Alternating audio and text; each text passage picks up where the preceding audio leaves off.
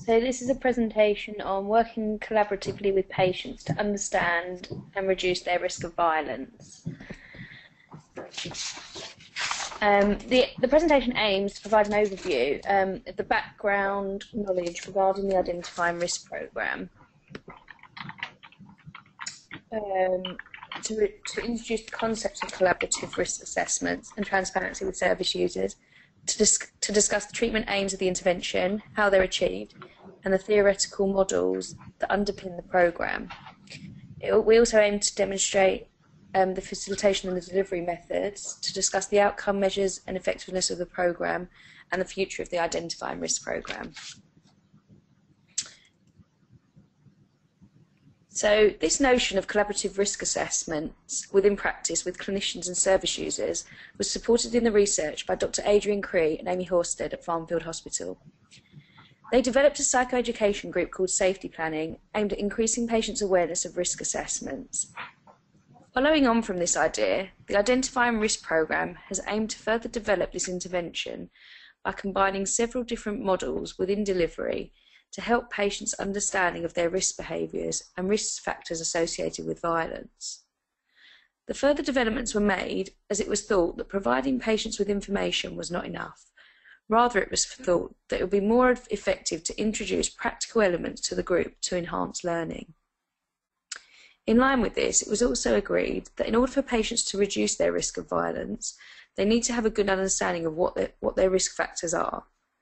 The Identifying Risk Programme aimed to tackle this by focusing on developing patients' insight and understanding into risk behaviours associated with violence, in the hope that internalising these factors will change the outcome of behaviour. The Identifying Risk Programme has been piloted at Suttons Manor Hospital and the North London Clinic. This initiative has involved developing collaborative risk assessments, educating patients in the process of structured risk violence assessments and management, utilising the HCR20 version 3. This was achieved by developing a group intervention for patients based on the HCR20 version 3 risk assessment, raising patients' awareness of each of the items, applying the tool to a case study, and encouraging them to assess their own risk factors and complete their own HCR20 document. During the weekly sessions, patients are supported in developing their insight into their risk, thinking and behaviour.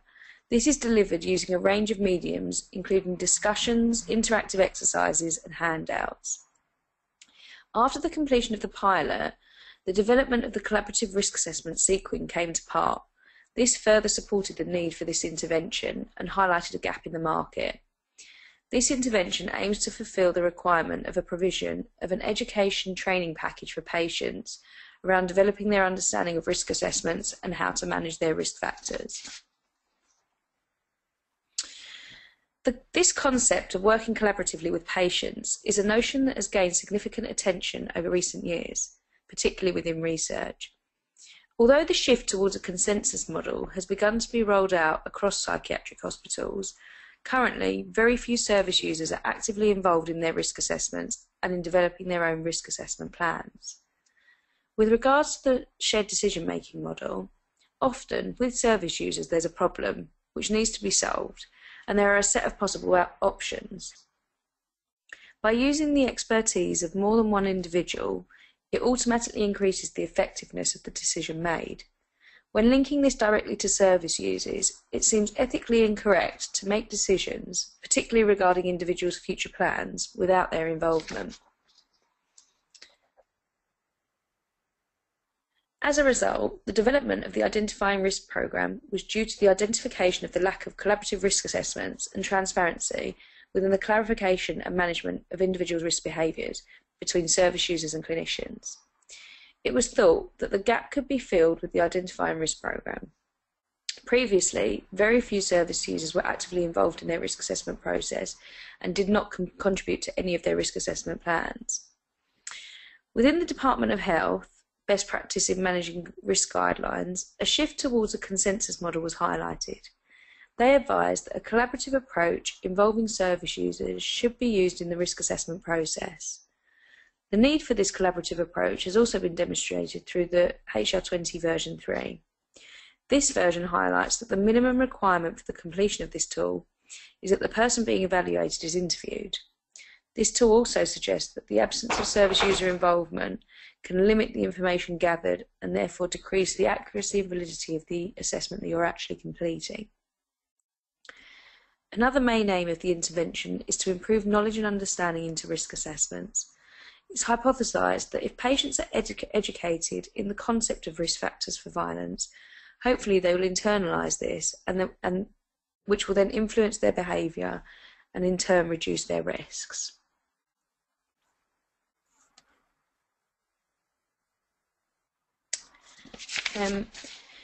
In order to achieve this transparency with regards to collaborative risk assessments, an increase in patients' involvement in their risk assessments and management plans is needed. By involving patients in this process, they will not only develop the knowledge needed to contribute to their risk assessments, but they will also feel empowered to play an active role in their recovery and treatment. However, without the knowledge of the key concepts of risk and an understanding of the measures used to assess risk, such as the HCR20, patients will naturally be at a disadvantage, and this will then leave them disadvantaged in the risk assessment process. With regards to the Identifying Risk programme specifically, the main goals underpinning the group sessions are to develop service users' understanding regarding the concept of risk assessment and risk management, to improve service users' insight into their own risk behaviours, to aid service users in the completion of and the contribution to their risk assessments, to raise service user awareness of risk factors of violence, to prepare service users for presenting their HCR20s which they complete within the group at their ward rounds, CPA meetings or tribunals, and to reduce service users' risk of violence. So overall, the programme aims to provide service users with an understanding of their risk of violence and encourages a personal responsibility to adjust or change their behaviours in the future. The programme aims to further develop understanding and highlight the consequences, treatment and possible alternatives for the individual in relation to their presentation of risk. By adopting a method of an idiosyncratic longitudinal process, looking at the past, present and future of the service user, the individual's future management and presenting problems can be linked together. A crucial element of the IRP is the selection and assessment of the individuals taking part in the programme.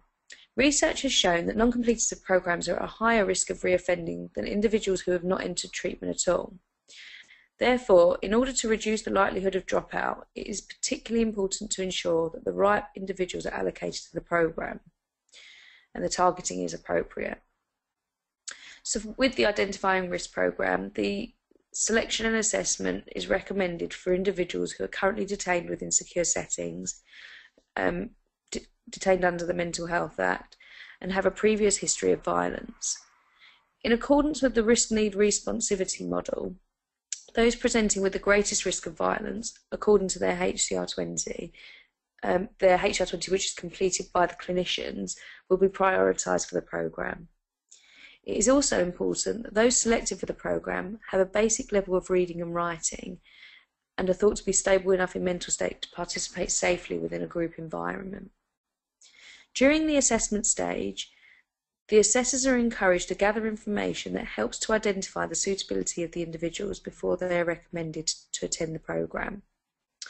Prior to being enrolled, in line with the risk-need responsivity model, staff will complete a responsivity checklist for each patient so that the facilitators can establish if there are any known barriers that may cause the individual difficulty in attending the programme. For example, learning disabilities or literacy difficulties. Once these factors have been measured and the individual is deemed suitable for the intervention, they will then be recommended to take part. All individuals taking part are asked to complete a pre-intervention questionnaire. This aims to collect both qualitative and quantitative information regarding individuals' knowledge of risk factors, violence, and an overview of their general understanding of what risk assessments are. Additionally, this measure will be used to collect information on the individual's motivation to engage in the programme. The data collected from this measure will be used as a comparative tool when measuring change in the individuals and the effectiveness of the intervention. The information collected could contribute to future developments of the intervention as well. An analysis of an up-to-date version of the HCR20 is also used to identify the individual's history of violence and the chronicity of their violent behaviours. These factors will be used to identify change over time as well. Prior to each session, a risk assessment of the individual attending should be completed. This should include a review of the service user's suitability on the day of the group regarding their current mental state and risk of harm. The information should be collected before the start of the group. With regards to facilitation, all of the facilitators must have completed the HCR20 version 3 training and group skills training. It's imperative that if the lead facilitator has had experience, it is imperative that the lead facilitator has had experience of facilitating manualised programs as well. Additionally, the facilitator should have experience of group facilitation and be familiar with the identified risk program itself. If there are any concerns raised regarding the competency of individuals facilitating the program, the lead supervisor needs to be told about that. And the number of staff required to facilitate the program is totally dependent on the number of individuals attending. There should be a minimum of 2 facilitators per session. It is also important that there is some consistency with regards to those who are facilitating the program and continuity from one session to the next. From one of the pilot studies that we facilitated, it was evident that when there was a change in facilitators, it did demonstrate some problems with the outcomes. Service users should be introduced to the facilitators prior to taking part in the program. So the Identifying Risk program is currently made up of 3 modules. The first module is the historical items, and this is 10 sessions based on the historical items of the HCR20, looking at risk behaviours from birth to the present day. The second module is called clinical items, and this is 5 sessions based on the clinical items of the HCR20, looking at risk factors from 1 to 6 months previous. And the last module is the risk management items, and these are 5 sessions based on the risk management items of the HCR20, looking at 6 to 12 months in the future. Currently, I'm developing the 4th module of the program, which is based on the SAPROF, the Structured Assessment of Protective Factors, and this is aimed to be piloted at the end of 2015. The drive for this is to focus on protective factors of the patient as well, so we're getting a much more balanced view. So how the Identifying Risk program aims are achieved, it's made up of 22 sessions lasting an hour and a half each, and obviously this will increase once the next module has been added on. The first session of the program is an introduction to the program, so the patients are given a breakdown of the session, and they complete pre-intervention psychometric questionnaires, and a focus is paid towards just risk and risk assessment in general. Sessions 2 through to 21 take the form of aiding patients in developing their understanding into historical, clinical and risk management items of the HCR20. Patients are introduced to one item from the HCR20 each week.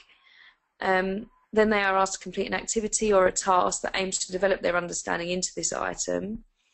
For example, using continuums to understand the severity of violence, scenarios to understand problems with relationships, and newspaper articles for discussion regarding violent ideations. We also do a lot of goal setting for future plans and group discussions regarding each of the items and their association with an increase in risk of violence. Through the use of cognitive behavioural therapy, pro-social modelling, psychoeducation techniques, a focus on teaching and practicing a range of skills based on each of the items are carried out. After developing individuals' understanding into the concept of the item, they're then asked to complete a case study for Jimmy, who's being used throughout the program. Finally, patients are then asked to apply all of their knowledge that they have acquired throughout that session and use it to complete the item of the HCR20 regarding their own risk behaviours. The last session is an opportunity for summary and feedback, so session number 22, and the focus of this session is to review the aims of the intervention, answer any questions, and prepare individuals for presenting their completed HCR20 document within CPAs or ward rounds or tribunals. What we've also been doing is allowing patients to have a one-to-one session with facilitators of the group, so that they're able to run through their HCR20, compare it against the HCR20 that clinicians have completed, make any adjustments where necessary, and prepare them for the presentation of their HCR20 within their professional meetings. This has worked well so far. So if we're looking at what works, so the programme has been developed in accordance with the What Works guidelines and the PIC group work standards. So this means that the group is a highly structured programme, and the sessions run in a specific order according to session plans. The Identifying Risk programme also has clear and identified aims, appropriate methods and guidelines for style of delivery, and these need to be adhered to by the facilitators. This includes training for staff and direction on how the programme should be managed. It also matches treatment with needs, so patients are selected for the group based on if they have a history of violence, and those presenting with the greatest risk of violence according to their previous HCR20s are prioritised for the programme. Also, more intensive programmes should be targeted at high and medium risk offenders, so by doing this it highlights that the allocation of the programme is effective enough, is effective, sorry. It also focuses on factors that contribute to offending. So although the Identifying Risk programme does not fully target specific offences, the programme is able to focus on some criminogenic needs such as unemployment and substance misuse, which are obviously items of the HCR20. It can't go unnoticed that the profile of needs will vary from each person to the next. So although patients will be encouraged to develop their understanding and insight into their behaviours and their specific risk factors for violence, additional exercises such as goal setting and relapse prevention planning will probably aid in the reduction of probability of reconviction. It follows a cognitive behavioural approach, which the evidence-based research available demonstrates that these techniques are the most effective measures, and a lot of the tasks completed within the group are based on these techniques. It's very skills orientated, so appropriate types of intervention are typically skills orientated, and the activities are designed to improve problem solving and social interaction, particularly with regards to coping skills. And it also applies learning in a realistic setting, so we encourage patients to apply the learning and knowledge that they've acquired from the group during their tasks and whilst completing their own HCR20s, and then internalise this to reduce their risk behaviours. In support of the development of the programme, there's several different theories that have underpinned the programme. So the initial foundations of the programme were based on the risk need responsivity model. So this approach assumes that the risk factors are variable, that the increased changes that an individual will behave in a harmful manner. So the need aspect suggests that the intervention should be targeted to address the factors that lead to criminal behaviour. That is the criminogenic need. And whilst the responsivity principle states that the intervention should be matched to the individual's learning style and ability, this has been taken into consideration in the development of the Identifying Risk programme.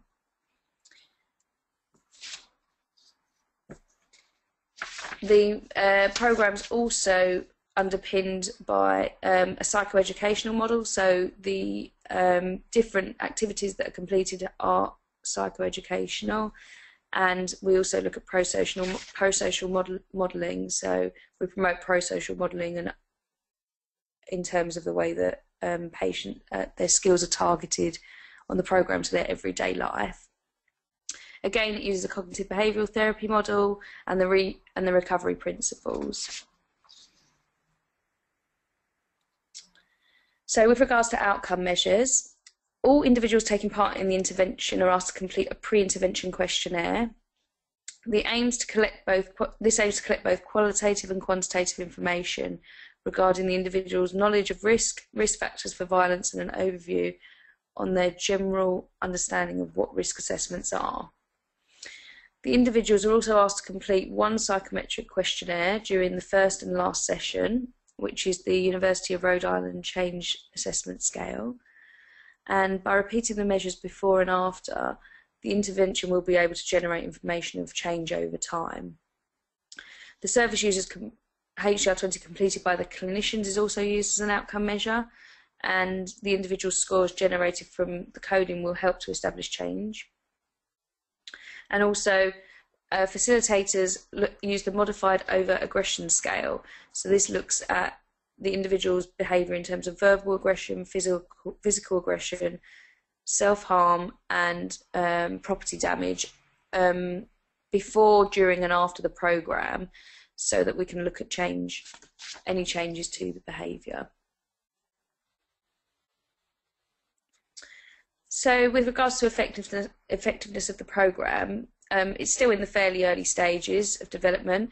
It's been delivered 4 times across 2 different hospitals.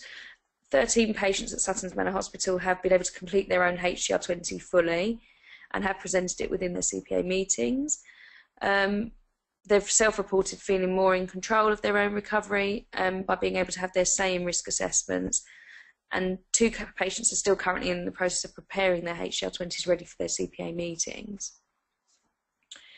This new initiative has provided an opportunity to develop awareness for both patients and staff in the importance of risk assessment, and the North London Clinic, the group at the North London Clinic has been successful in raising patients' awareness and has been particularly welcomed by those with a personality disorder diagnosis, who have valued an improved understanding of an overall improvement in their risk assessment process. So they've really taken pride in the fact that they've been able to complete their own risk assessments, which they haven't been able to do before.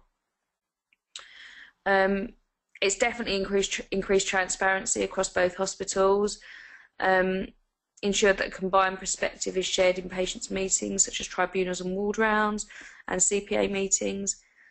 And it also certifies that there's no surprises for the patients with regards to their risk assessments.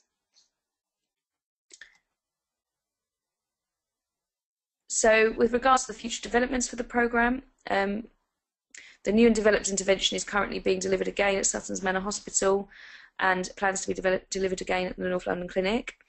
We will also be delivering it, I'll also be supervising it being delivered at an NHS hospital in Southampton.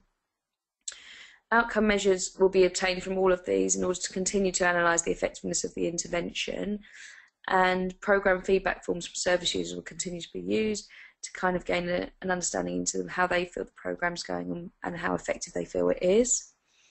Also, another module for the programme is currently being developed based on the SAPROF. So once this is finished, once the development of this has been finished, this will be piloted across the hospitals.